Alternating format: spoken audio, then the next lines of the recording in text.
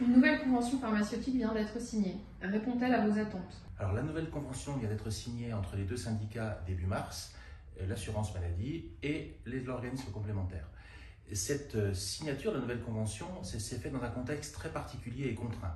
Contraint parce qu'il y a eu la dénonciation de la tacite reconduction qui nous a mis dans une seringue avec les élections présidentielles et une obligation pour nous de signer cette convention le plus vite possible de façon à ce que l'on puisse être prêt pour la prochaine loi santé qui devrait arriver tout de suite après l'élection présidentielle. Contraint parce qu'on avait très peu de temps pour le faire et il fallait pourtant qu'on soit ambitieux, qu'on fasse avancer la profession. Cette nouvelle convention, elle reste bien en deçà de ce qu'on avait espéré et en deçà de ce qu'on nous avait promis quand on nous avait promis 800 millions d'euros. Mais par contre, elle était, d'un point de vue évolution métier, énormément constructive et elle a vraiment participé à construire le métier et faire avancer le métier. Elle reconnaît l'investissement des pharmaciens de façon extraordinaire dans cette crise sanitaire que nous devons vivre depuis 2 ans.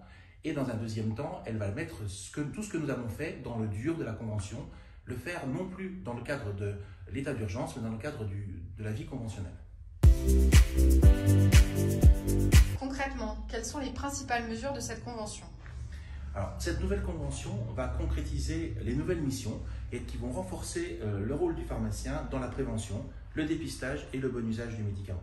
Le dépistage, tout d'abord, alors bien évidemment au niveau du dépistage du cancer colorectal, chose qui était déjà prête avant la signature de la nouvelle convention, mais qui a été reportée du fait de la dénonciation de la tacite reconduction.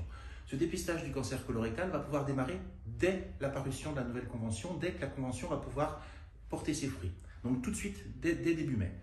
Deuxièmement, le dépistage des infections urinaires. Ça, c'est une vraie avancée en termes de prise en charge des patientes qui font une infection urinaire, où nous allons pouvoir faire un dépistage en faisant une bandelette urinaire, mais on aimerait aller encore plus loin, si le résultat est positif, en pouvant dispenser l'antibiotique qui va avec, et ainsi prendre en charge la patiente de façon beaucoup plus rapide et de façon beaucoup plus efficiente.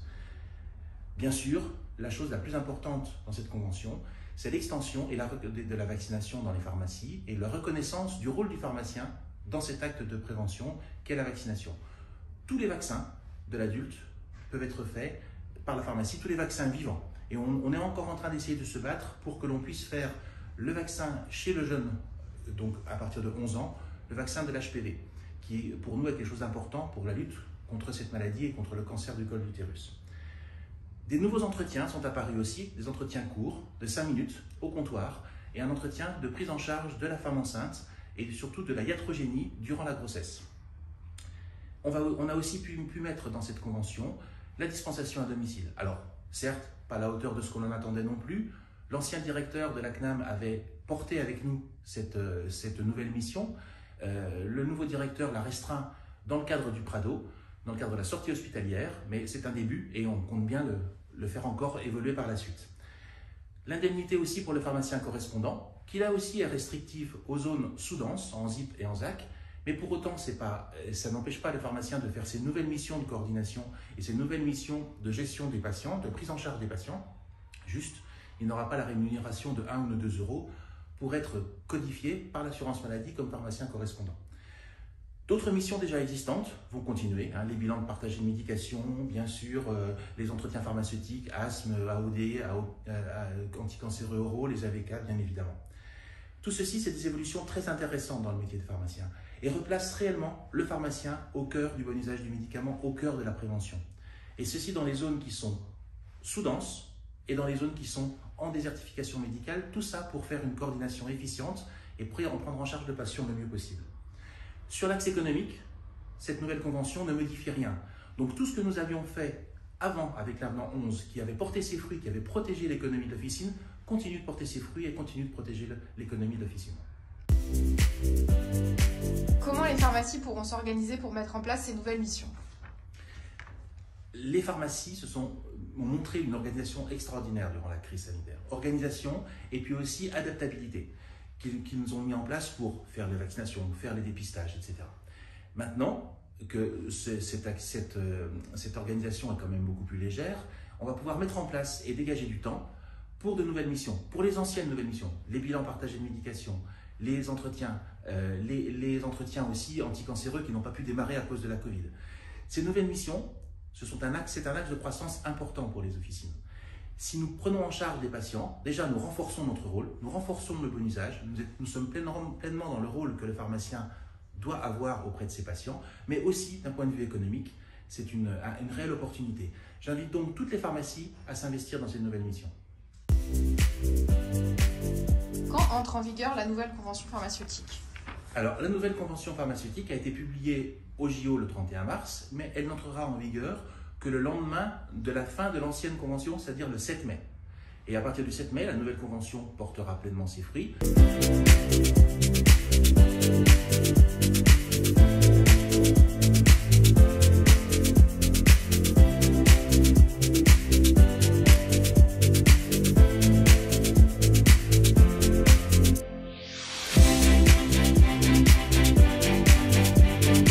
Et après, on se revoit dans 5 ans? Alors, la convention, elle est signée pour une durée de 5 ans. Et on a prévu des évolutions qui vont se faire durant ces 5 années.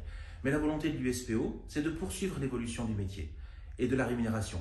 Comme l'indique la demande la lettre de cadrage du ministre, c'est une évolution qui doit continuer la désensibilisation de la rémunération des pharmaciens, des prix et des volumes des médicaments. Et nous avons envie aussi de mettre en place, par voie d'avenant, plusieurs thématiques, notamment, par exemple, les patients diabétiques, les maladies rares et d'autres choses, comme aussi le dépistage du risque cardiovasculaire. Ce sont d'autres choses que nous allons porter durant ce nouvel avenant qui devrait voir le jour entre 2023 et 2024. L'USPO est un syndicat, comme vous le savez, qui est toujours tourné vers l'avenir. On essaye toujours de voir le coup d'après et même encore le coup d'après du coup d'après. Et on souhaite vraiment que les pharmaciens puissent répondre dans de bonnes conditions à la demande des patients, aux défis de la santé qui vont se présenter devant nous, à cette probable nouvelle loi santé qui va arriver et qui va permettre de mettre la pharmacie au cœur du système de santé en France. L'USPO vient à la rencontre des pharmaciens dans un tour de France qui est organisé pour pouvoir discuter avec vous, vous expliquer cette nouvelle convention d'une part, mais aussi prendre vos idées, parce que de vos idées va naître sûrement de nouvelles choses que l'on va pouvoir mettre en place dans ces avenants et peut-être dans une nouvelle convention la fois d'après. Mais aussi, on va accompagner nos adhérents dans la prise en main de ces nouvelles missions en vous proposant des fiches pratiques, des outils qui vont vous permettre de mettre en place et de pouvoir suivre vos patients et de répondre à ces nouvelles missions.